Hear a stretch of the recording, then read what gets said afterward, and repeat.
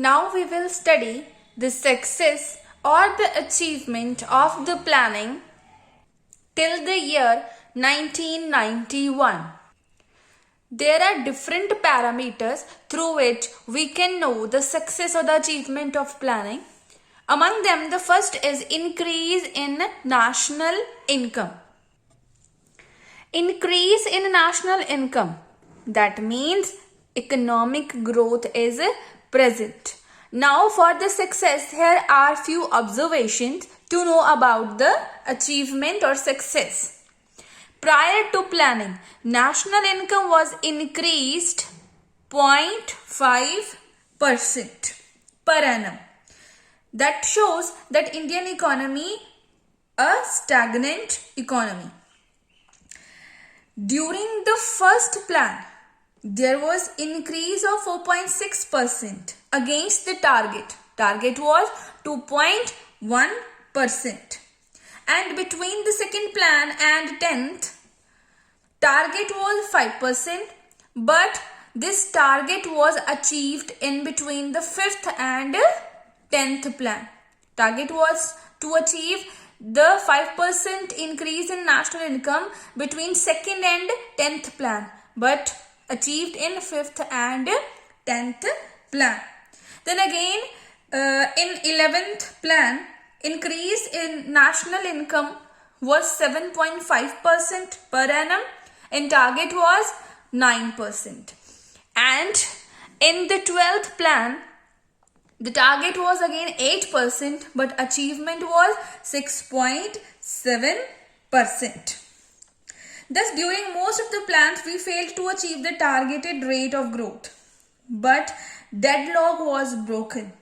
Indian economy that was stagnant economy prior to independence. But after planning, we achieved growth. Second parameter is increase in per capita income. Prior to planning, increase in per capita income was at notional rate, means a very slow growth rate of per capita income was present. But during the planning, initial growth was slow. Like in first plan, it was 2.7% per annum. But in 11th plan, it was 6% per annum. And in 12th plan, it was 5.3% per annum. Increase in per capita income, that is an important achievement as it employs the greater availability of goods and services per head of the population of the country. But just keep in mind that this growth is not very high growth. This is average rise. Per capita income increased up to certain level, but the distribution in income, that was not equal. Next parameter is rise in saving and investment. We know that saving and investment both are important for the economic growth. And during the 5-year plan, it was observed that there was considerable increase in the rate of investment and saving. For the saving in the year 1950-51, the rate of saving was 9.5% of national income. And in the year 2011 and 12, there was increase in 31.3%. And in the year 2015 and 16, it was 32.3%. And for investment, in the year 1950 or 51, there was increase of 9.3%. 9.3% of GDP. And in the year 2015 and 16, there was increase 33.3%. You can see the difference among both.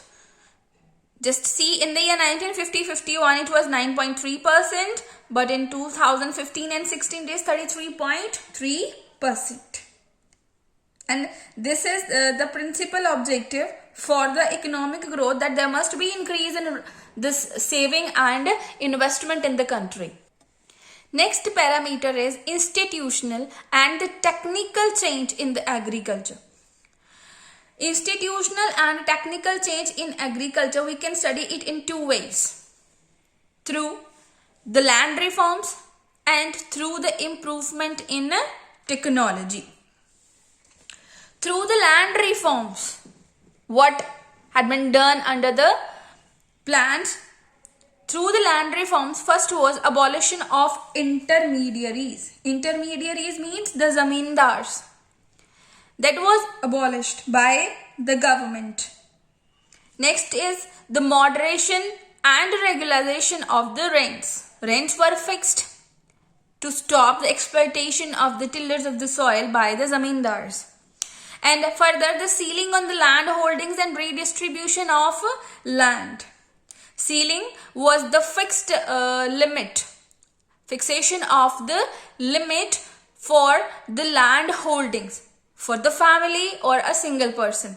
And above the limit, if any person is having the excess land or surplus land, that is resumed by the government and redistributed under the government regulations to the persons who are landless, laborers or the small farmers. Next was optimizing the holding size of the holdings through consolidation. Consolidation was a process to have the togetherness, means to increase the holding size. Holding size means the size of fields for the farmers.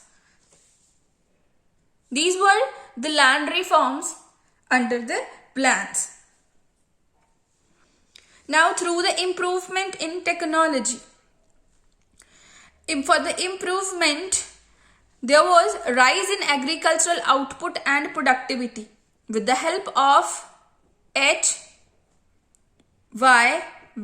seeds, high yielding variety seeds. That led to the revolutionary rise in agricultural output and productivity. And next was the self-sufficiency in the food grains.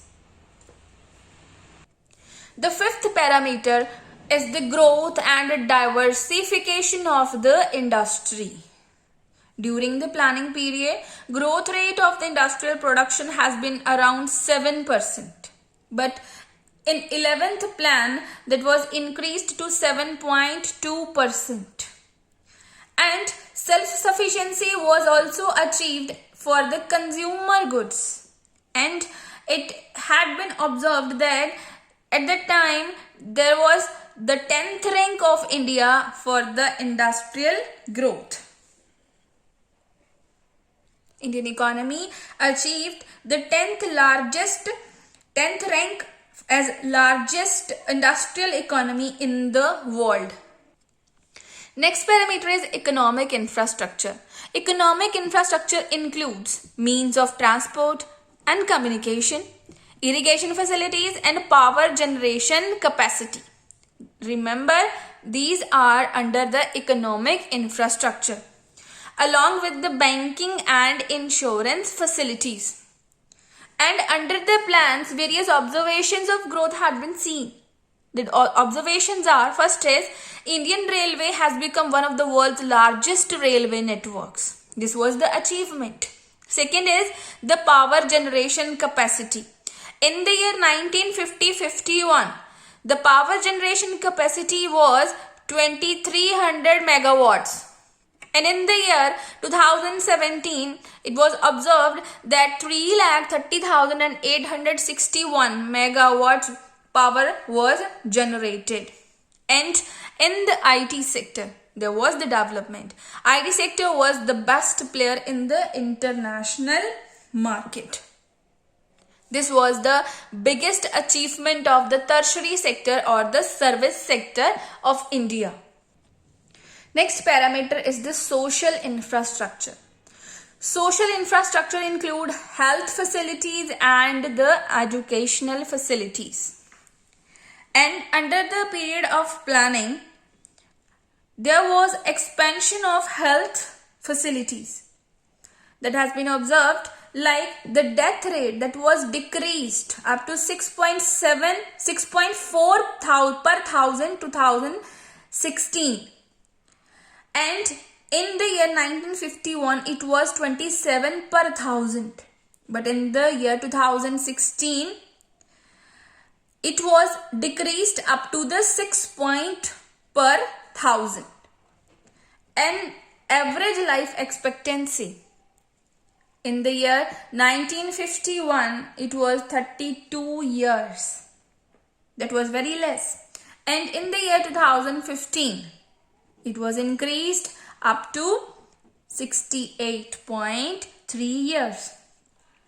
And for educational facilities, number of school going students have increased threefold and the collegiates fivefold since 1951. And this was the observation that there was increase in the social infrastructure, and these have recorded a significant rise over time. Next is the employment. Serious efforts have been made during the plans to increase the employment opportunities. In different 5-year plans, government have launched several employment schemes.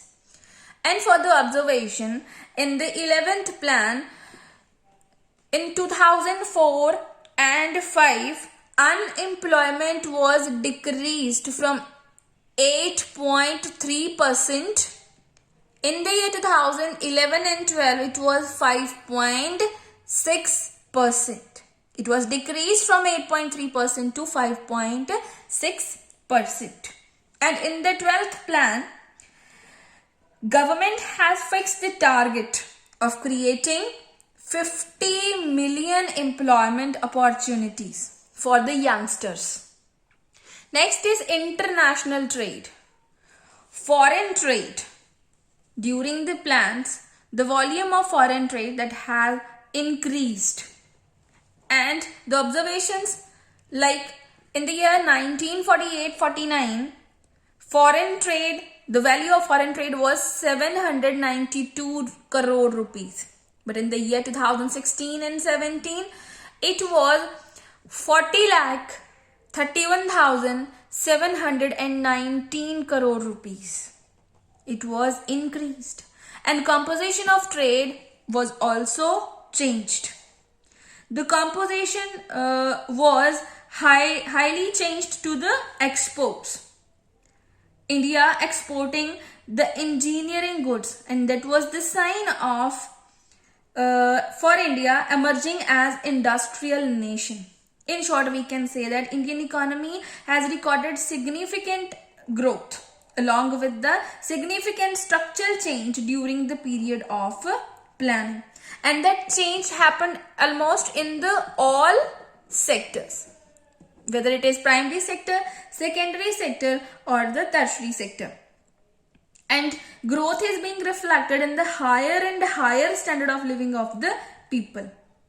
So with this discussion, we can say that achievements were there.